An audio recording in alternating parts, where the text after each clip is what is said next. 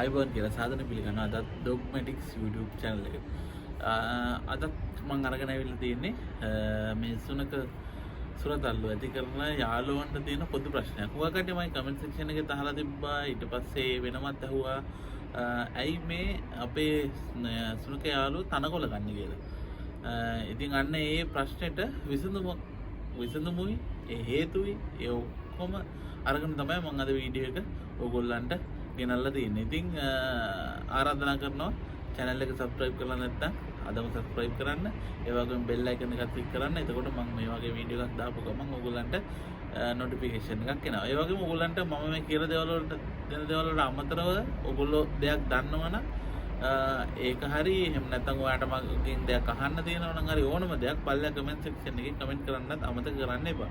ඉතින් එහෙනම් අද මේ අපි හැමෝටම තියෙන පොදු ප්‍රශ්නෙට හේතු සහ විසඳුම් ටික හොයාගෙන අද අපි වීඩියෝ එකට එහෙනම් අපි දැන් යමු වීඩියෝ එකට. මුලින්ම අපි මතක තියාගන්න ඕනේ අපි ගාවට මේ සුනක යාළුවෝ එන්න කලින් ගුහාශ්‍රිතව ඇති වෙන්න කලින් මේගොල්ලෝ මුලින්ම හිටියේ කැලෑවල. ඉතින් ඒගොල්ලන්ගේ ඕනම බ්‍රීඩ් එක ඒගොල්ලන්ගේ කැලෑවල ඒගොල්ලන්ගේ මුතුන් මිත්තෝ හිටපු විදිය සමහර වෙලාවට ගති පැවතුම් වලින් තාම අරගෙන එනවා. ඉතින් මේ තනකොළ කනවා කියන එකත් ඒ වගේ එකක් කියලා තමයි ඇත්තටම අද්දින වලින් තහවුරු වෙලා තියෙන්නේ. ඒ කියන්නේ ඒගොල්ලෝ කැලේ ඉන්නකොට ඒගොල්ලන්ගේ ආහාරවල තියෙන පෝෂ්‍ය අවශ්‍යතාවය ඒගොල්ලෝ සපුරගත්තේ මේ වගේ කොළ වර්ග තනකොළ ඒ වගේ දේවල් ආහාරයට අරගෙන. ඉතින් ඒක තාමත් පැවතෙනවා කියලා තමයි කියන්නේ. ඉතින් අපි එහෙමයි කියලා මේක අහක දාන්න පුළුවන් කාරණයක් නෙවෙයි. මොකද සමහර හේතු හින්දා. ඉතින් අපි බලමු මොනවද මේ හේතු කියලා මේ සුනක යාළුවෝ තනකොළ කන්න. පළවෙනි එක තමයි ඇත්තටම මේක ස්වභාවික ගති ලක්ෂණයක්. ඒ කියන්නේ මේගොල්ලන්ගේ මම අර ඉස්සලා කලින් කිව්වා වගේ මේගොල්ලෝ ගුහාසිත වෙන්න කලින් මේගොල්ලෝ හිටියේ කැලෑවල. ඉතින් ඒගොල්ලන්ගේ ඒ ගති පැවතුම් මේ මුතුන් මිත්තෝ අනුගමනය කරපු ගති පැවතුම් මේගොල්ලන්ගේ ජානමය තත්ත්වය තුළින් තාම අරගෙන එනවා. ඉතින් ඒක හේතුවක් ඒගොල්ලෝ තනකොළ ආහාරයට ගන්න. දැන් අපි බලමු දෙවෙනි හේතුව මොකක්ද? දෙවෙනි හේතුව තමයි මේ කුතුහලය සහ කම්මැලිකම.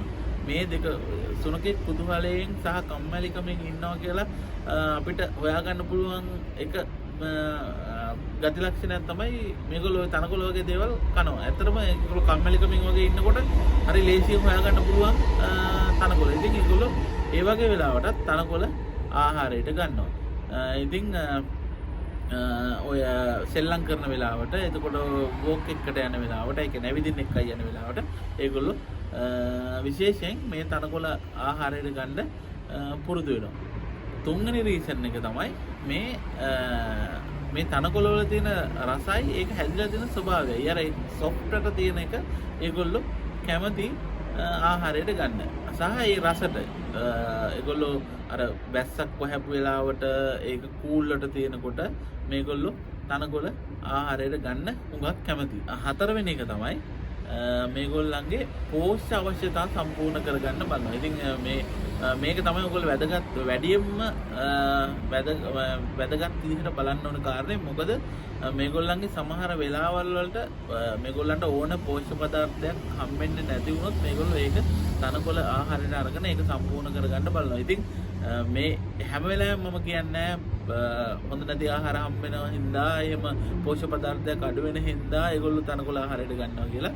හැබැයි මේක එක ලකුණක් ඒගොල්ලන්ගේ පෝෂ්‍ය පදාර්ථ ඒගොල්ලන්ගේ ආහාරවල අඩුයි ඒගොල්ලෝ ඒක සම්පූර්ණ කරන්න හදනවා කියන එක සලකුණක්. ඉතින් ඒක ගැන පොඩ්ඩක් අවධානය යොමු කරන්න.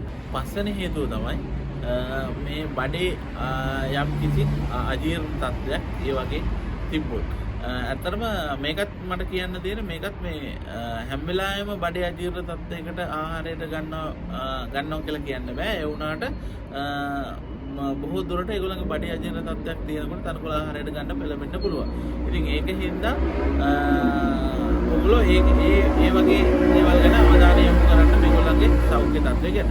මම ඉස්සෙල්ලා කිව්වා ඔයගොල්ලන්ට මේක ස්වභාවික තත්ත්වයක් මේ තනකොළ ආහාරයට ගන්න එක.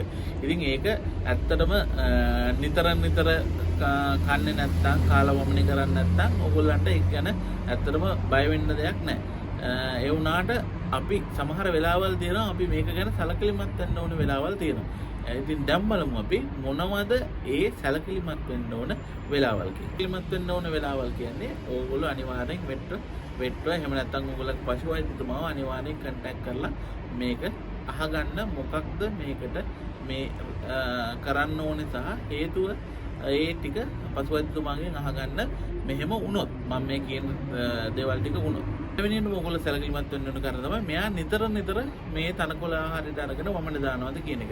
හැම වෙලාවෙම නිතරම වගේ ඔය දෙක කරනවා නම් අනිවාර්යයෙන්ම පශු වෛද්‍යතුමාව කන්ටැක්ට් කරගෙන ඒ අදාළ උපදෙස් ලබා ගන්න. දෙවෙනි කාරණාව තමයි මේ දාන තනකොළ කාලා මේ දාන වමනය වල ඔයගොල්ලන් ලේ වගේ දේවල් දකිනවා නම් එතකොට ඒක ෆෝම් වගේ නිකන් ඔයගොල්ලන් පෙන වගේ තියෙනවා ඔයගොල්ලෝ දැකලා ඇති ඒ වගේ තියෙනවා නම් ඊට අමතරව කහ පාටින් හරි කොළ පාටින් වගේ ඒ වමනේ තියෙනවා නම් අන්න ඒ වගේ වෙලාවටත් ඔයගොල්ලෝ අනිවාර්යයෙන්ම පශු වෛද්‍යතුමාව කන්ටැක්ට් කරන්න. තුන්වෙනි කාරණේ තමයි ඔයගොල්ලෝ සැලකිලිමත් වෙන්න ඕන. ඔයගොල්ලෝ මේ තනකොළ කාලා වමනේ කරලා එයා නිකන් පණ නැති විදිහට ඉන්නවා නම් ඇක්ටිව් නැතුව ඉන්නවා නම් කෑම ප්‍රතික්ෂේප කරනවා නම් එතකොට පාචනය වගේ තියෙනවා නම් එතකොට කෙට්ටු වෙලා වගේ ඉන්නවා නම් ඒ හැම දෙයකදීම ඔයගොල්ලෝ අනිවාර්යෙන් පශු වෛද්‍යතුමාගේ උපදෙස් ලබා ගන්න. ඊළඟ කාරණේ තමයි ඔයගොල්ලෝ අනිවාර්යෙන් පශු වෛද්‍යතුමාව කන්ටැක්ට් කරන්න ඕනේ. මේ කාලා තියෙන තනකොළ වලට වල්නාශක කෘමිනාශක ඒ වගේ දේවල් යොදලා තියෙනවා නම් අනිවාර්යෙන් ඔයගොල්ලෝ පශු වෛද්‍යතුමාව කන්ටැක්ට් කරන්න. ඉතින් මම ඔයගොල්ලන්ට කිව්වා මේ තනකොළ කනවා කියන එක ලොකු ප්‍රශ්නයක් නෙමෙයි නිතරම ආහාරයට අරගෙන වමනේ දාන්න නැත්නම් කියලා. ඉතින් අපි බලමු මේ වුණත් සමහර කටි කැමති නැහැ නේ එහෙම තනකොළ කන. ඉතින් මේක වළක්ව ගන්න ඔයගොල්ලන්ට ඇත්තටම කරන්න පුළුවන් මොනවද ඔයගොල්ලන්ට ගන්න පුළුවන් ප්‍රතිකර්ම සහ ඔයගොල්ලන්ට ගෙදරදීම ඇඩ්ජස්ට් කරන්න පුළුවන් ඒගොල්ලන්ගේ ලයිෆ් පැටර්න් මොනවද කියලා අපි දැන් බලමු. ඒගොල්ලන්ගේ ඩයට් එක බැලන්ස් ඩයට් එකක් විදිහට අපි හැඩගස්සුවොත් මේ තනකොළ වලින් ඒගොල්ලෝ අර ඒගොල්ලන්ගේ පෝෂණ අවශ්‍යතා සපුර ගන්න try කරන එක අඩු කර ගන්න පුළුවන්. ඉතින් ඒකට ඔයගොල්ලන්ට පාවිච්චි කරන්න පුළුවන් high quality dog food එකක්. ඉතින් ඒක try කරලා බලන්න. එතකොට ඔයගොල්ලන්ගේ තියෙන්නේ ඔයගොල්ලන්ගේ සුනකයට පෝෂණ මේ තනකොළ කන්නේ පෝෂණ අවශ්‍යතාවයක් සම්පූර්ණ කරගන්න ඒගොල්ලන්ට බැලන්ස් ඩයට් එකක් හදලා දුන්නාම මේ ඒ ගතිය අඩු වෙලා යයි. දෙවෙනි එක තමයි ඒගොල්ලෝ මේ තනකොළ වලින් ඇත්තටම සම්පූර්ණ කරගන්න යන්නේ මේ ෆයිබර්. එහෙම නැත්නම් මේ තන්තු මේ අවශ්‍යතාවය තමයි ඒගොල්ලෝ සම්පූර්ණ කරන්න යන්නේ. ඉතින් ඕගොල්ලන්ට මේ ඩයට් එකට ඇඩිෂනල් එළියෙන් ඕගොල්ලන්ට තන්තු එකතු කරන්න පුළුවන්. එහෙම නැත්නම් මේ ෆයිබර් ඇඩ් කරන්න පුළුවන්. ඉතින් ඔය වට්ටක්කා හරි ඒ වගේ දෙයක් ඕගොල්ලන්ට ඇඩ් කරන්න පුළුවන්. හැබැයි මේ වගේ ඩයට් එකේ වෙනසක් කරන්න කලින් ඕගොල්ලෝ අනිවාර්යෙන් වෙට්ව දැනුවත් කරන්න.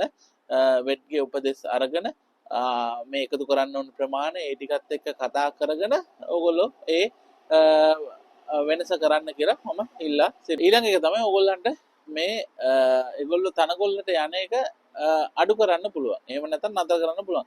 ඕගොල්ලන්ට පළවෙනි දේ තමයි අනිවාර්යෙන් ඕගොල්ලෝ මේගොල්ලෝ එළියට යද්දී ඔයා බලාගෙන ඉන්න මොකද්ද මොනවද කරන්න කියලා අනිවාර්යෙන් සුපර්වයිස් කරන්න මොනවද කරන්න කියලා. ඊට එහෙම නැත්නම් ඔයා මෙයා එහෙම බලාගෙන ඉද්දිත් තනකොළ කන්න පෙළවෙනවා නම් ඔයාට ඊළඟට කරන්න දෙන වැඩේ තමයි මෙයාට කමාන්ඩ් එකක් පුරුදු කරන්න.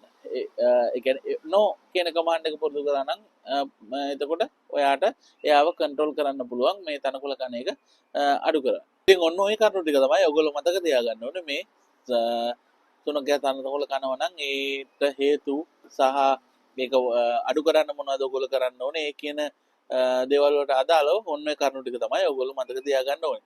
ඉතින් මේක පිළිබඳ අන්තිම නිගමනයකට එනවා නම් ඇත්තටම මම ඊළඟට අන්තිම නිගමනය කලින් මම පොඩි දෙයක් එකතු කරන්න කැමතියි. ඕගොල්ලන්ගේ සුනක යාළුවා මේ තනකොළ ආහාරයට ගත්තට පස්සේ තනකොළ වලට කෘමිනාශක, වල්නාශක, එතකොට පොහොර ඒවා දාලා තියෙනවද කියලා අනිවාර්යෙන් සැලකිලිමත් වෙන්න. මම අර කිව්වට ඒක හානිදායක නෑ කියලා ඒ වගේ තත්ත්වයන් වලදී හානිදායක වෙන්න පුළුවන්. ඉතින් මේකේ අවසාන නිගමනය ගැන කතා කරොත් ඇත්තටම අපි මේක තනකොළ කනවා කියන එක භයානක තත්ත්වයක් නෙමෙයි. මේක හුඟක් සුනකය කරනවා.